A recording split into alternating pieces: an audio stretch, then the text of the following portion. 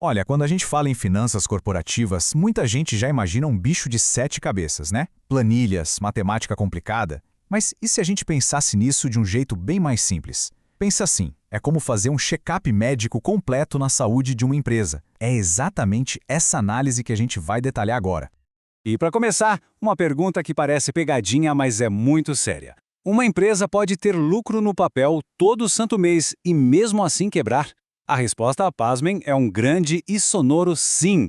E entender o porquê disso é o grande segredo para dominar a saúde financeira de qualquer negócio.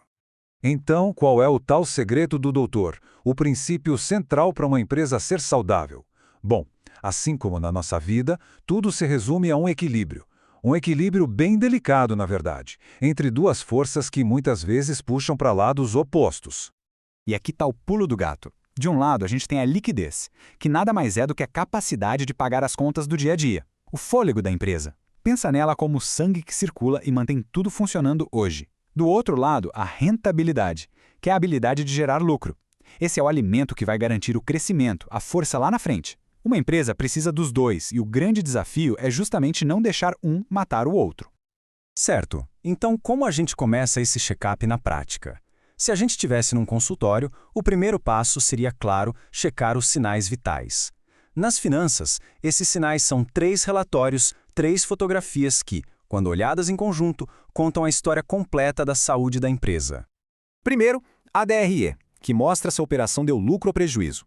Depois, o fluxo de caixa, que diz se o dinheiro entrou de verdade no caixa ou se foi só uma venda a prazo. E por fim, o balanço patrimonial, que mostra o equilíbrio entre o que a empresa tem e o que ela deve. O ponto-chave aqui, e isso é crucial, é que olhar para um deles de forma isolada é um perigo. É como um médico medir a febre, mas ignorar a pressão arterial. A visão precisa ser completa, integrada.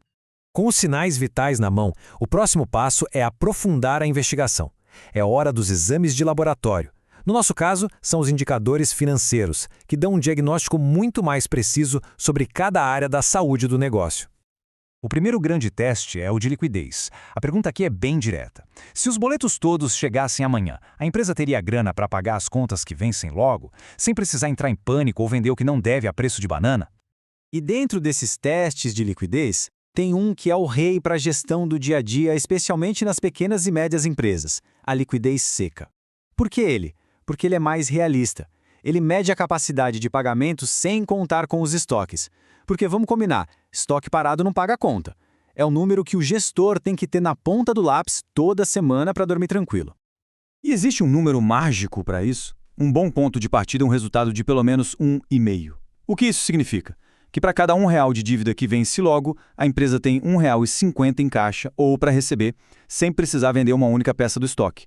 Isso dá uma margem de segurança bem confortável, né? Ok, a empresa consegue pagar as contas, ela respira. Mas ela é boa em ganhar dinheiro? É para isso que servem os testes de rentabilidade. Eles vão medir, no fundo, o quão eficiente é a operação para transformar esforço e vendas em lucro de verdade. E aqui a gente tem várias lentes. A margem de contribuição, por exemplo, diz se cada produto vendido está de fato ajudando a pagar os custos fixos, como o aluguel e os salários. A margem EBITDA já é uma ótima medida da geração de caixa da operação principal do negócio. E o ROE? Bom, esse responde àquela pergunta que todo sócio faz. O dinheiro que foi colocado nessa empresa está rendendo bem? Agora a gente sobe um degrau. Vamos para o teste supremo, o mais importante de todos, principalmente para empresas que já atingiram um certo tamanho.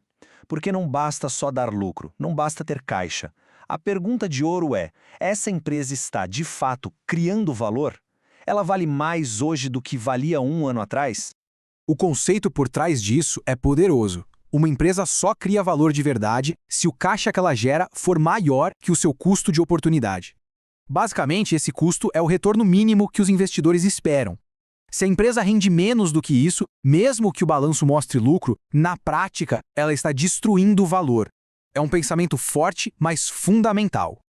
Então, com tudo isso em mãos, a gente chega ao momento do diagnóstico.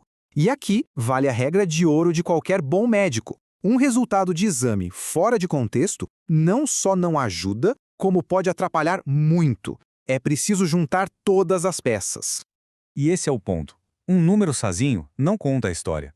Um índice de liquidez que parece baixo pode ser perfeitamente normal para um supermercado, por exemplo. Uma margem de lucro que parece alta pode estar, na verdade, abaixo da média do setor.